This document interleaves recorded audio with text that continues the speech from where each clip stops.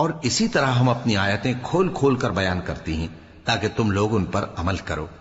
اور اس لیے کہ گنہگاروں کا رستہ ظاہر ہو جائے۔ اے پیغمبر، کفار سے کہہ دو کہ جن کو تم اللہ کے سوا پکارتے ہو مجھے ان کی عبادت سے منع کیا گیا ہے۔ یہ بھی کہہ دو کہ میں تمہاری خواہشوں کی پیروی نہیں کروں گا، ایسا کروں تو گمراہ ہو جاؤں اور ہدایت یافتہ لوگوں میں نہ رہوں۔ کہہ دو کہ میں تو اپنے پروردگار کی دلیل روشن پر ہوں اور تم اس کی تکذیب کرتے ہو۔ جس چیز یعنی عذاب کے لیے تم جلدی کر رہے ہو وہ میرے پاس نہیں ہے، ایسا حکم اللہ ہی کے اختیار میں ہے۔ وہ سچی بات بیان فرماتا ہے اور وہ سب سے بہتر فیصلہ کرنے والا ہے۔ کہہ دو کہ جس چیز کے لیے تم جلدی کر رہے ہو اگر وہ میرے اختیار میں ہوتی تو مجھ میں اور تم میں فیصلہ ہو چکا ہوتا، اور اللہ ظالموں سے خوب واقف ہے۔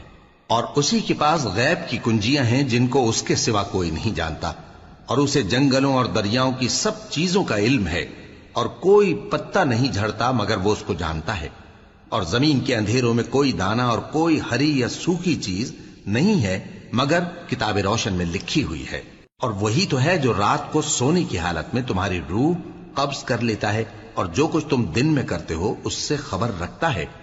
پھر تمہیں دن کو اٹھا دیتا ہے تاکہ یہی سلسلہ جاری رکھ کر زندگی کی مدت معین پوری کر دی جائے،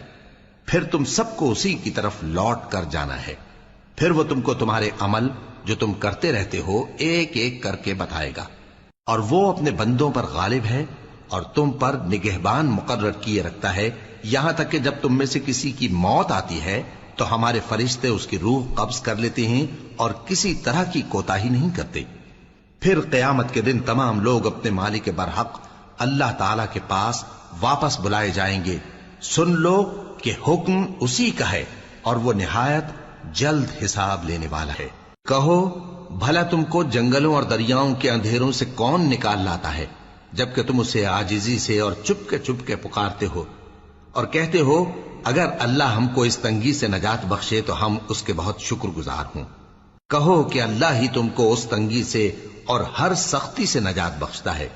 پھر بھی تم اس کے ساتھ شرک کرتے ہو۔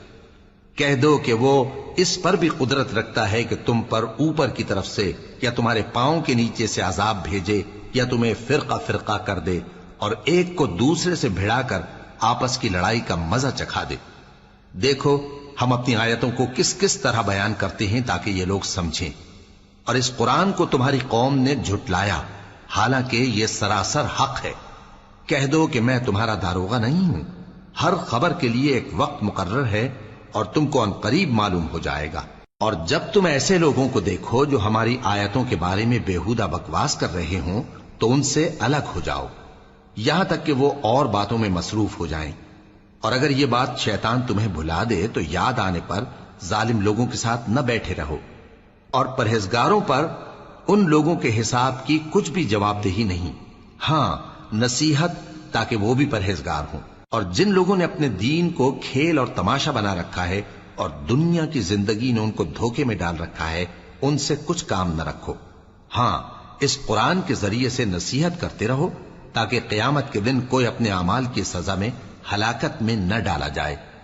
اس روز اللہ کے سوا نہ تو کوئی اس کا دوست ہوگا اور نہ سفارش کرنے والا،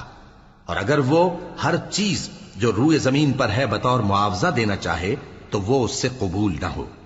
یہی لوگ ہیں کہ اپنے اعمال کے وبال میں ہلاکت میں ڈالے گئے، سو ان کے لیے پینے کو کھولتا ہوا پانی اور دکھ دینے والا عذاب ہے، اس لیے کہ کفر کرتے تھے۔